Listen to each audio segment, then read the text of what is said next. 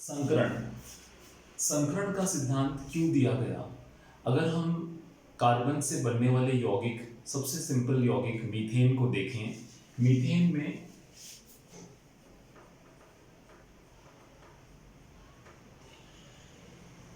Carbon hydrogen के 4 बंध हैं और एक्सपेरिमेंट में देखा गया कि इन चारों बंधों की लंबाई, इनकी ऊर्जा, इनकी आकृति एक जैसी थी, जबकि इसको परमाणु विन्यास के द्वारा नहीं समझाया जा सकता। कार्बन के परमाणु का विन्यास 1s2, 2s2, 2p2 है।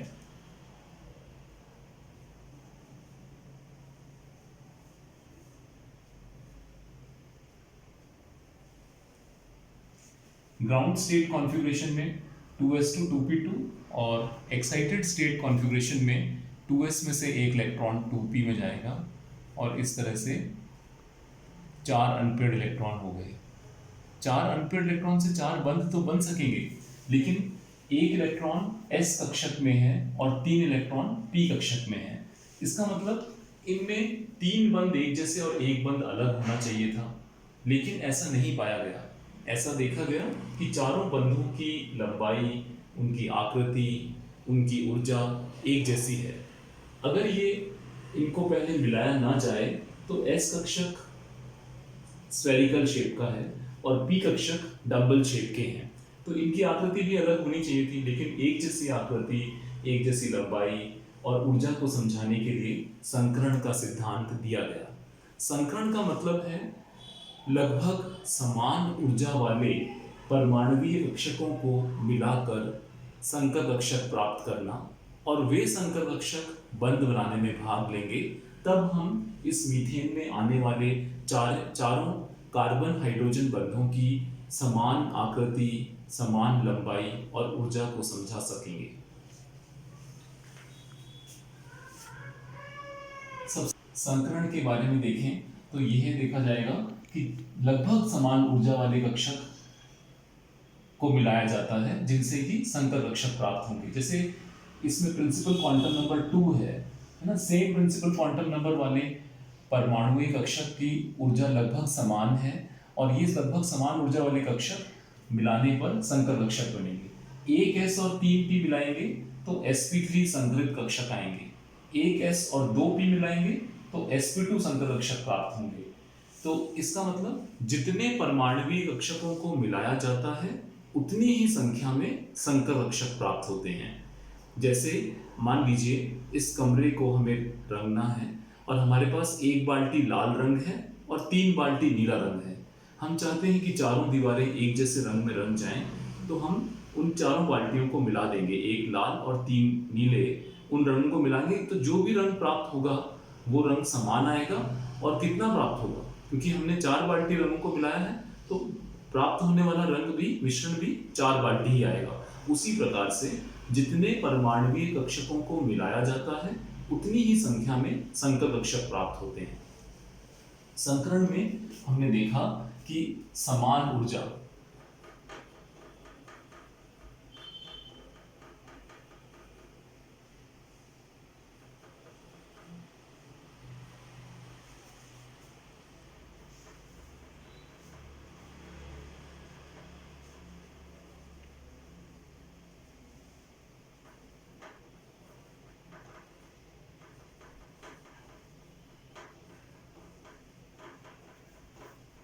लगभग समान ऊर्जा वाले परमाणुवीय कक्षकों को मिलाने पर हमें संकर कक्षक प्राप्त होते हैं, और जितनी संख्या में परमाणुवीय कक्षक मिलाए जाएंगे उतनी ही संख्या में संकर कक्षक प्राप्त होंगे।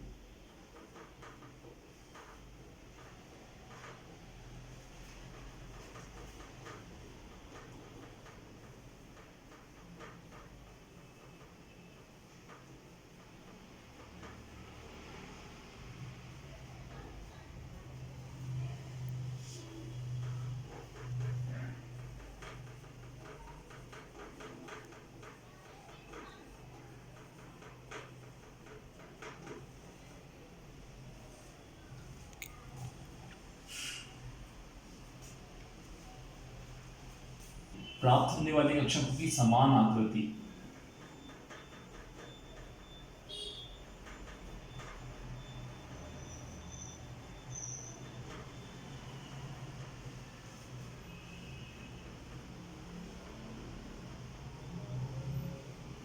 जैसे देखिए ये स्फेरिकल शेप है और इसमें px, py और pz ये डंबल शेप की आकृति है। अगर x एक्सिस पे होगा तो px, y एक्सिस पे होगा तो py और z एक्सिस पे होगा तो pz। लेकिन संकरण होने के बाद इस तरह से एक बड़ी लोब और एक छोटी लोब, इस तरह की संकर कक्षक की आकृति प्राप्त होती है। तो मीथेन में जैसे मैंने कहा कि संकरण के द्वारा हम उसके बनने वाले बंधों को समझा सकते हैं। तो इस तरह से संकरण का सिद्धांत दिया गया। सबसे पहले हम पढ़ते हैं sp3 संकरण के बारे में। जहां एक s और 3 p को मिलाया जाए उसे sp3 संकरण कहा जाएगा।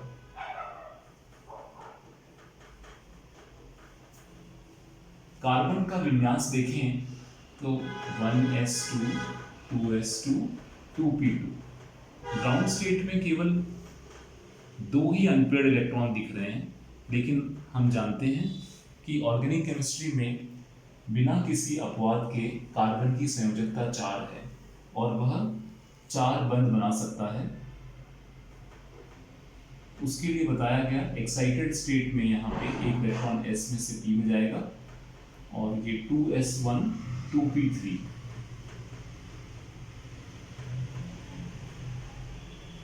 इस तरह का विन्यास उत्तेजित अवस्था में आ गया। अब इन कक्षकों की आकृति भिन्न भिन्न है। ये स्फेरिकल शेप का है और p ऑर्बिटल डंबल शेप के हैं। और क्योंकि हमने कहा सारे बंध बराबर ऊर्जा, बराबर आकृति और बराबर लंबाई के बनते हैं, उसके लिए ये कॉन्सेप्ट दिया गया कि पहले हम इन परमाणुीय कक्षकों को मिला दें, उनसे हमें संकर कक्षक प्राप्त होंगे और वे संकर कक्षक बंध बनाने में भाग लेंगे। तब बनने वाले बंधों की लंबाई, आकृति, ऊर्जा समान आ पाएगी। तो एक s और 3 p कक्षकों को मिलाने से कितने संकर कक्षक प्राप्त होंगे? हमने कहा जितने परमाणुीय कक्षकों को मिलाया जाता है उतनी ही संख्या में संकर कक्षक प्राप्त होते हैं। यहाँ पर हम 4 कक्षकों को मिला रहे हैं तो हमें 4 sp3 संकरित कक्षक प्राप्त होंगे।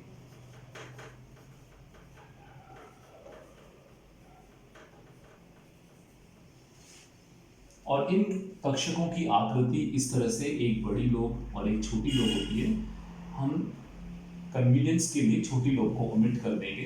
कार्बन के चारों तरफ ये 4 sp3 कक्षक किस तरह से विन्यासित हैं? टेट्राहेड्रल तरीके से। इसमें हमने छोटी लोब को नहीं बनाया।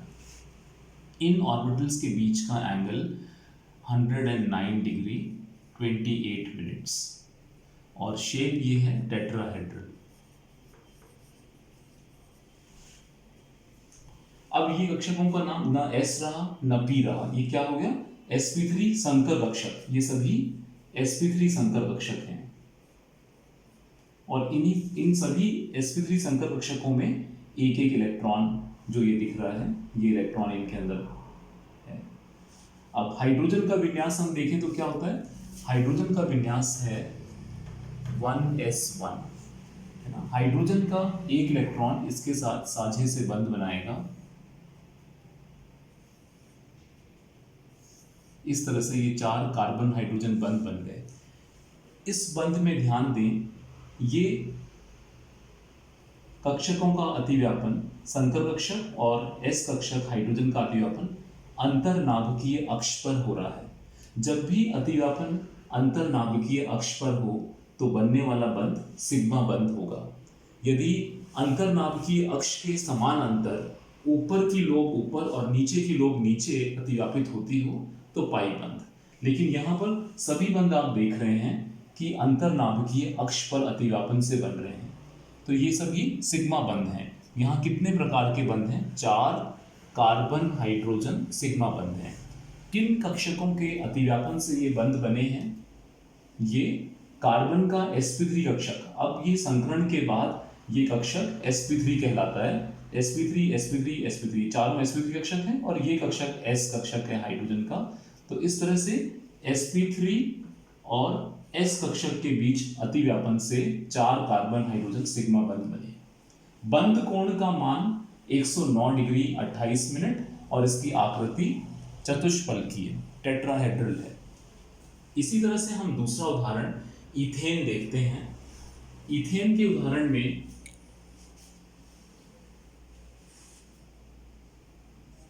C2H6।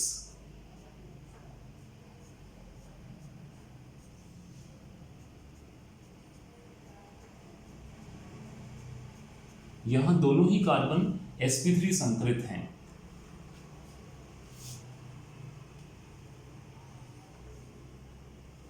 एक कार्बन के 4 sp3 संकरित कक्षक और दूसरे कार्बन के भी उसी तरह से 4 sp3 संकरित कक्षक। ये 4 sp3 कक्षक चतुष्फलकीय आकृति में उसी तरह से विन्यासित होंगे।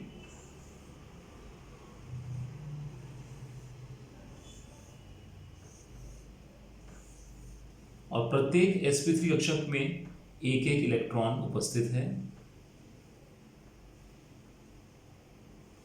हाइड्रोजन का विन्यास 1s1 है। इस तरह से हाइड्रोजन के साथ साझे से बनने वाला सहसंयोजक बंध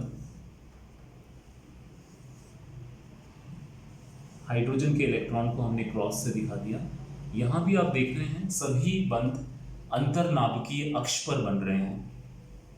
अंतरनाभिकीय अक्ष है ना, दो परमाणु के नाभि को जोड़ने पर बनने वाले अक्ष के ऊपर अतिव्यापन हो रहा है, अतः ये सिग्मा बंध है। सभी बंध सिग्मा बंध। तो इस तरह से sp3 संकरण में बनने वाले सभी बंध सिग्मा बंध होते हैं। यहाँ कितने प्रकार के बंध हैं? यहाँ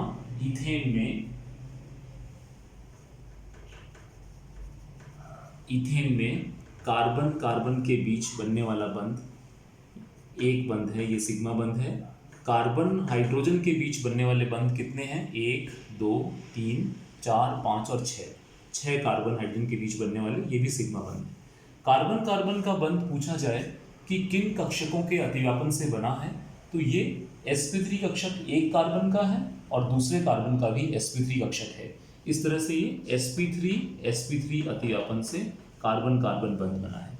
कार्बन हाइड्रोजन बंध किन कक्षकों के अतिव्यापन से बना है? ये भी sp3 और s कक्षक, हाइड्रोजन का s कक्षक और कार्बन का sp3 कक्षक, कार्बन का sp3 हाइड्रोजन का s कक्षक, उनके अतिव्यापन से 6 कार्बन हाइड्रोजन बंध बने हैं। यहाँ कार्बन कार्बन बंध की लंबाई कितनी है? 154 पिकोमीटर। कार्बन कार्बन बंध की ऊर्जा, कार्बन कार्बन बंध की ऊर्जा है 80 किलो कैलोरी पर मोल। और ये भी चतुष्फलकीय रूप से विन्यासित हैं, अतः आकृति टेट्राहेड्रल और बॉन्ड एंगल 109 डिग्री 28 मिनट्स है। कार्बन के चारों तरफ बनने वाले बंधों को देखकर भी हम उसका संकरण बता सकते हैं, क्योंकि कार्बन में हमेशा टेट्रावैलेंसी है, 4 बंध बनते हैं। यदि कार्बन में बनने वाले चारों बंध सिंगल बॉन्ड हों तो ये sp3 संकरित कार्बन होगा। यदि एक डबल बॉन्ड और 2 सिंगल बॉन्ड बन रहे हों तो sp2 संकरण होगा, और यदि एक ट्रिपल बॉन्ड और एक सिंगल बॉन्ड हो तो sp संकरण, या कार्बन के दोनों तरफ डबल बॉन्ड हो तब भी sp संकरण होता है। तो कार्बन की बंध अवस्था को भी देखकर हम उसकी संकरण को बता सकते हैं। कई बार परीक्षाओं में छोटे प्रश्न के रूप में दिए गए यौगिक में कार्बन का संकरण पूछा जाता है, वहां हम केवल बंधों को देखकर भी ये बता सकते हैं कि उसकी संकरण अवस्था क्या है। उदाहरण के लिए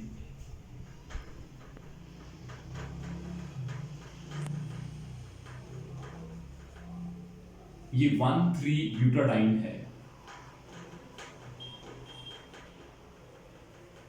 इसमें यदि कार्बनों का संकरण पूछा जाए तो देखेंगे आप, इस कार्बन पे 2 हाइड्रोजन जो कि सिंगल बॉन्ड से जुड़े हुए होंगे, इस तरह से सिंगल बॉन्ड से जुड़े हुए होंगे, एक डबल बॉन्ड है, तो एक डबल और 2 सिंगल, यानी कि ये कार्बन sp2 संकरित है।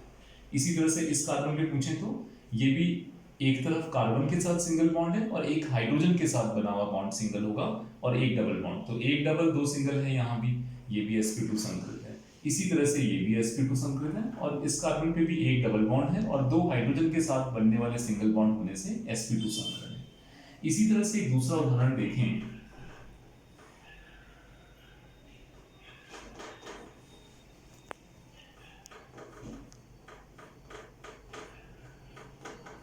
इनमें प्रत्येक कार्बन का संकरण अगर पूछा जाए तो ये कार्बन क्योंकि 3 हाइड्रोजन के साथ बनने वाले बंध सिंगल बॉन्ड और ये भी सिंगल बॉन्ड है, तो ये sp3 संकरित अवस्था में है। इस कार्बन पे भी एक ट्रिपल बॉन्ड है और एक सिंगल बॉन्ड है, क्योंकि एक ट्रिपल और एक सिंगल sp संकरण होता है। ये हम अगली क्लास में sp और sp2 के बारे में डिटेल में पढ़ेंगे। अभी आप बंध को देखकर बता पाएं कि ये sp संकरित कार्बन है। इसी तरह से इसमें देखें, ये बीच वाला कार्बन अगर मार्क करके दिया जाए कि इसकी संकरण अवस्था बताए, तो एक डबल बॉन्ड और 2 सिंगल बॉन्ड, ये भी sp2 संकरित कार्बन है। और किनारे वाले दोनों कार्बन चारों तरफ सिंगल बॉन्ड होने से sp3 संकरित हैं। कई बार परीक्षाओं में रेखांकित करके कार्बन को पूछा जाता है कि उसकी संकरण अवस्था क्या है। जैसे एसिटिक अम्ल में एक बार पूछा कि एसिटिक अम्ल के प्रत्येक कार्बन की संकरण अवस्था बताइए। ये कार्बन क्योंकि चारों तरफ सिंगल बॉन्ड 3 हाइड्रोजन के साथ, एक कार्बन के साथ sp3, चारों सिंगल बॉन्ड sp3, ये एक डबल बॉन्ड और 2 सिंगल बॉन्ड sp2 संकरित कार्बन। इस तरह से हम प्रत्येक कार्बन की संकरण अवस्था को बंधों की संख्या संरचना के द्वारा भी बता सकते हैं।